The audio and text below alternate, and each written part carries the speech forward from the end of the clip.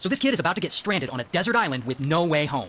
Now his name's Mano, and he's around 16 years old, and he goes to a strict Catholic boarding school on an island in Tonga called Tongatapu. And this boarding school just sucks. And one day, he and 5 of his friends, they decide they're just gonna leave. I mean, they're all bored as hell. Their boarding school sucks, the cafeteria food is terrible, and they're just dying to get out and go on an adventure. So they get an idea. They want to check out Fiji, which is about 500 miles away from Tongatapu, and there's no way they could possibly make it there. But they're gonna give it a shot. So they gather up some basic supplies, and they go out and they steal a boat from a local fisherman. Now this local fisherman they steal from, the boys, they think he's kind of an asshole, but we'll get back to him. So anyway, Mano and his 5 friends, they push out to sea on this stolen boat, and they coast away. And they're having a good time, and come nighttime, they're all asleep. And hours later, in the middle of the night, kaboom, a huge storm hits, and it wakes them all up. So they get up and they raise the sail, but the wind is so strong that bam, the sail is ripped apart, and then pow, the ship's rudder breaks. And then, hours later, the storm finally passes. And they're all alive, but they're completely lost. And the worst part, they don't have any food. I mean, they're able to collect a little rainwater to drink, but otherwise, they got nothing. So these 6 boys, they just drift out at sea with basically nothing to live on for 7 days. But then, on the 8th day, something crazy happens. They spot a little bitty island off in the distance. And it's not much, but it's something. I mean, maybe there are people on it who can help. And luckily for the boys, the current of the ocean eventually pushes their boat close enough that they can jump in the water and swim the rest of the way. So they all end up swimming to the shore. And that is when they discover they just landed on an island that is completely uninhabited. I mean, their boat had drifted from the Tongatapu area about 100 miles over to the island of Ata. And now Ata is about a half-mile big, and it doesn't really have much on it. But at this point, Mano and the boys, they're all starving, and they're dehydrated. And so they'll make do. And so they catch some seabirds, and they drink their blood, and they eat some seabird eggs, and they try to start a fire, but they can't start a fire. I mean, they don't have the tools, and the wood on the island isn't really dry. So they keep up this life for a while, eating whatever they can find, doing whatever they can to survive. Now, luckily, there's enough rainfall on the island to keep them hydrated. But then, about a month in, they get an idea. They put their heads together, and they build a raft from vines and bits of wood that they're able to gather together. And they put that raft in the water, because they're going to test it out, and they're going to get the hell off this island. But then, boom, sadly, the raft is too flimsy, and it just falls apart in the ocean. And at this point, poor Mano, he's losing hope. He's like, damn, are we ever going to get home? But then, around this time, one day, they're out walking around, exploring the island, and they suddenly find the remnants of a small settlement. Because apparently, a micro-society of people had lived there 100 years before. And sadly, at some point, they were all abducted by slave ships. But that's a whole other story. Regardless, the boys find the remains of one of their settlements, and they discover some loot, including some very old knives. Now, these knives are a huge discovery for them, because after months of having nothing, they can finally cut open coconuts. These knives allow them to build shelter and essentially continue to survive. Then, about 3 months in, they have another big breakthrough. They finally find a log dry enough, and they're able to create enough friction and get a fire going. And making fire is huge for them. I mean, come on, a fire? They haven't felt heat at night in months. They've been eating every animal they catch raw. So the first thing they do after they build the fire is they throw a big-ass feast. They cook up a bunch of fish and birds and wild beans, and it's like the best meal they ever had. It's Thanksgiving up in there. Things are looking up. But even so, all the while, poor Mano, he's still wondering, are they ever gonna get home? And about 6 months in, Mano and his friends, they're all locked into a survival routine. They fish, they catch wild chickens, they've built a functional hut, they spend their free time sculpting wood statues and writing songs and exercising in their homemade gym they built. One of the boys even makes a ukulele out of driftwood, coconuts, and wire. It's incredible. Meanwhile, back on Tongatapu, the boys' families are all distraught. I mean, they've been missing for a really long time. So the families, they think they all died. And they're allegedly in mourning, and they're like having funerals, and they're just trying their best to grieve and move on. And about a year in, the boys, they're still there. They're trying